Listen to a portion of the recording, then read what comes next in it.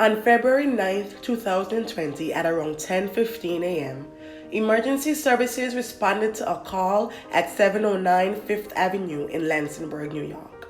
There, they found 6-year-old Davonte Paul unresponsive in a bathtub.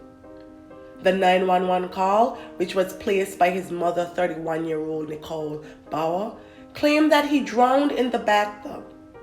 At the time, her boyfriend, 40-year-old Kevin Cox, and Davonte's 2-year-old sister, who was put in the care of CPS following the ordeal, also resided in the home.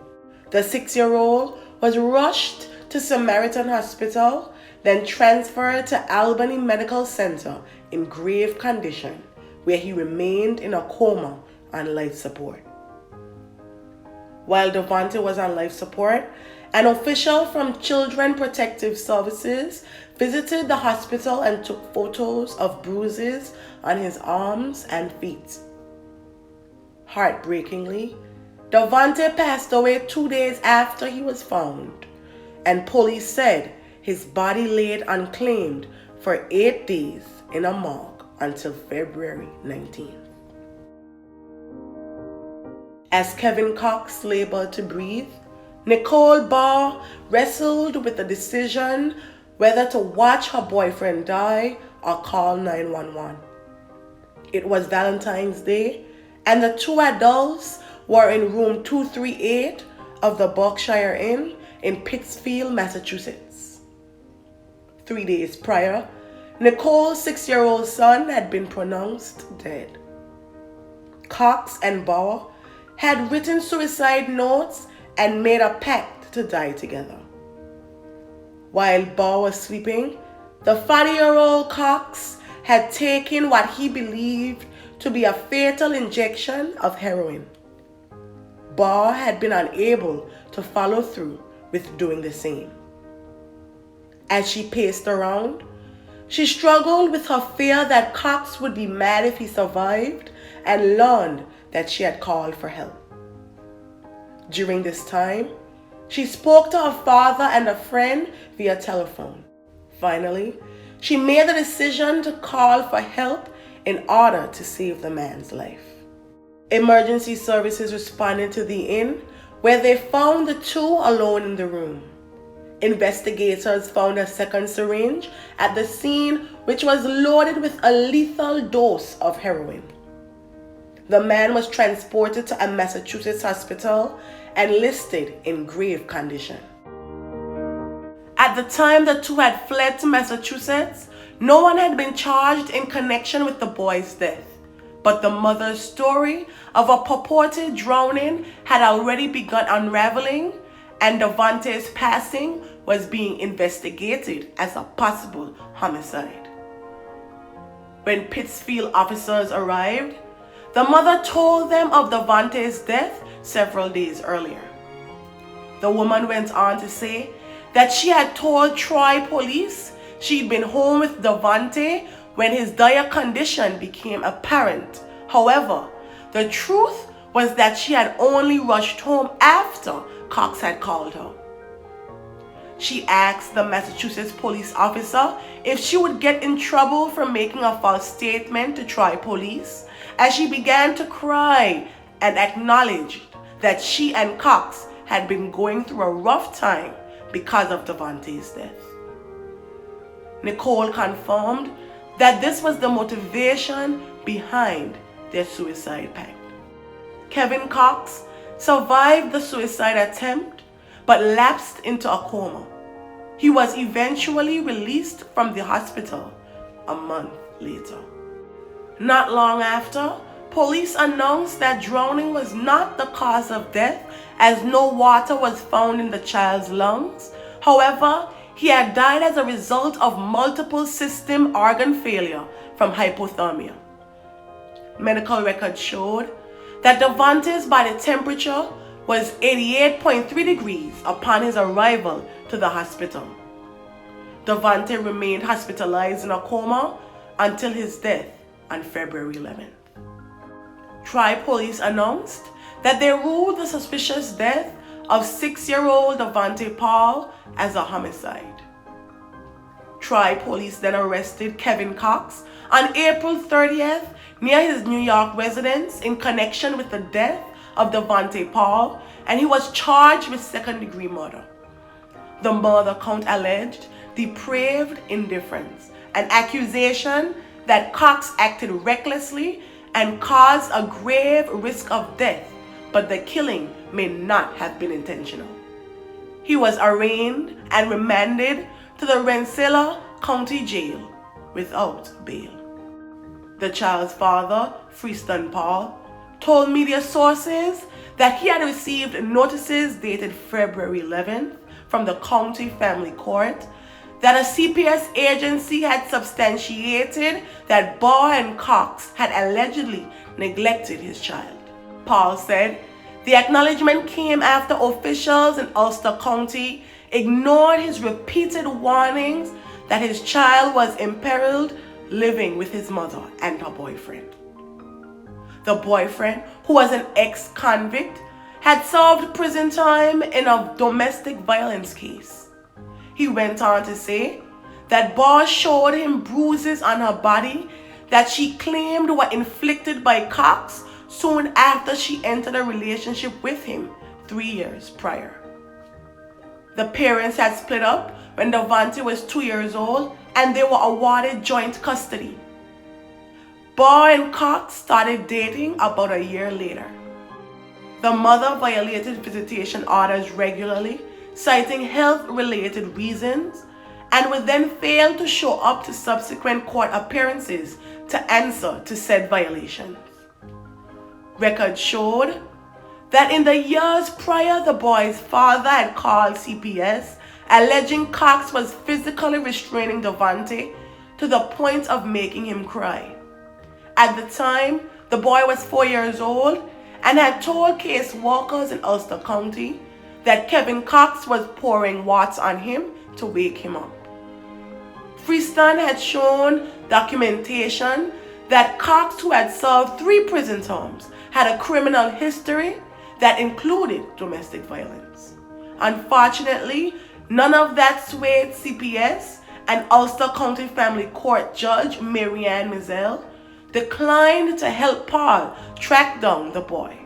This information was made available through a family court petition which Paul wrote to the judge 2 months before his son died. Former Albany Family Court Judge Dennis Dugan, who was twice named by his peers as New York's best family court judge, was perplexed by what the record reflected regarding Judge Mizell's handling of the case. In an interview, he called it BS and said that he would have issued a warrant immediately. Family court judges have broad powers, including issuing bench warrants for someone's arrest if they violate a court order. Mizell never invoked that authority, despite having the opportunity to do so in at least 5 appearances the father made in her courtroom during the first 7 months after his son vanished. Judge Mizell would simply adjourn the court proceeding for 45 days, according to Paul. Former Judge Dugan didn't agree with this process and stated that such an excuse should only be accepted once, and the subsequent hearing should be the following week and not more than a month away. The court is taking this situation too lightly, Paul wrote to Mizell. I'm concerned with my son's mother's mental state and the company and relationship she is keeping around him. She is not thinking rationally, which I believe could put my son in harm's way. This is a 6-year-old boy's life, he wrote. In the summer of 2018, Nicole took off with Davonte for an extended period without telling Paul, according to the father, but she faced little consequence from the court when she returned. She disappeared a second time with their son in June 2019. This time, Davonte never returned in the fall to begin first grade. Paul was trying to track down his son. Nicole had secretively relocated to the residence in Troy, New York, where Davonte was ultimately found unresponsive. Her actions had violated a court order which was issued a month earlier and granted Davonte's father regular parenting time and required that Nicole live in Dutchess County where Davonte attended school. According to Paul, who is cited in Ulster County at the time, the judge said he, not family court, was responsible for tracking down the missing mother and child. When Paul argued with the judge to take his son's kidnapping more seriously, she threatened him with contempt of court. She claimed her hands were tied and she would continue to say he should have Nicole served, which actually puzzled the father, as he stated that if CPS hadn't found her, how was he supposed to have her served? Weeks before Davonte died, Paul said he asked the Ulster County District Attorney's Office to issue a kidnapping warrant. It's unclear if the DA's office, which has repeatedly declined to comment regarding this, ever followed through. That information was included in a report that was finalized by the State Office of Children and Family Services, or CFS. It stated that the county CPS investigators failed to make adequate efforts to interview Kevin Cox in violation of required protocols. CPS officials in Ulster County did not follow up on information that might have allowed them to locate Cox. Instead, they closed their abuse investigations as unfounded without speaking to him, the OCFS report found.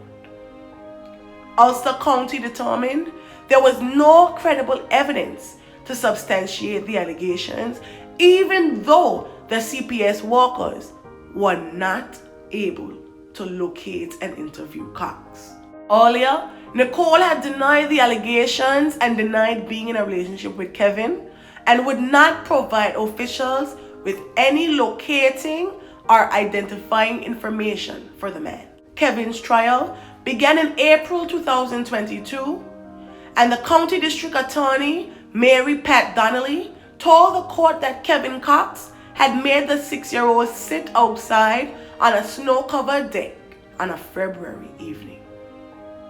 This left the boy in bone-chilling cold for 10 hours while Cox had locked the door. Why? As a form of punishment, because the child had allegedly defecated and urinated on the floor. An investigation determined that Cox's heartless actions led directly to the young boy's death. His attorney, Robert Molloy, did not deny that his client acted improperly, but contended that it did not rise to the level of murder. The prosecutor noted that by Cox's own admission, he had left the child outside at least 5 other times. Jurors had the option of convicting Cox of the lesser included offenses of second-degree murder, which carried 5 to 15 years in prison, and criminally negligent homicide, which carried up to 4 years in prison. They could also find him guilty of misdemeanor assault instead of the first-degree charge. After a 2-week trial, 42-year-old Kevin Cox, a repeat convicted felon, was found guilty on 2 counts of murder in the second degree and 1 count of assault in the first degree, all which were felonies. He faced 25 years to life in prison. Following the verdict, Prosecutor Donnelly commended the jurors who were tasked with sitting through the heartbreaking case, including difficult testimony, and viewed evidence of Davonte's death. During the sentencing on May 18, 2022, Cox told the judge that he wasn't afraid of prison, as he had spent about half of his life behind bars, and that he was wrongly convicted as he remained emotionless throughout the proceedings. When talking about Davonte, he said, "May he rest in paradise." Kevin Cox was sentenced to 25 years to life. After the sentencing, Prosecutor Donnelly told the media Mr. Cox had no regard for that little boy. The judge said exactly what I've been saying. Animals have an instinct to protect their young. They have an instinct to keep them warm. And he didn't even think twice about the punishment he imposed on that poor little boy. So he got exactly what he deserved, and we're satisfied with the sentence. It appears that Davonte's mother, Nicole Barr, was never charged in relation to his death. May the family and friends of Davonte Paul find solace in the happy memories, and may his soul rest in perpetual peace. Thank you.